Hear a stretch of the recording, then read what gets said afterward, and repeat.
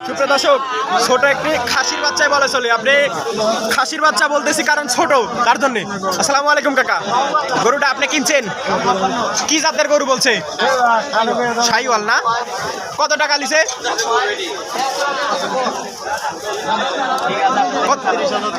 33,200।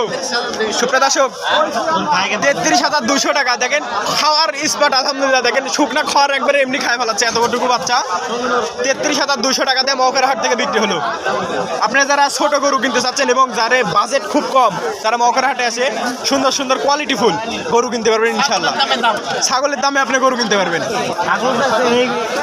একটা ছাগল কিনতেই আপনি 60-70 হাজার টাকা লাগে। আপনারা যারা বড় বড় ছাগল কিনেন তারা জানেন যে 60-70 হাজার টাকা দেওয়া হলে ভালো ভালো এবং বড় ছাগল কিনতে 60-70 হাজার টাকা লাগে।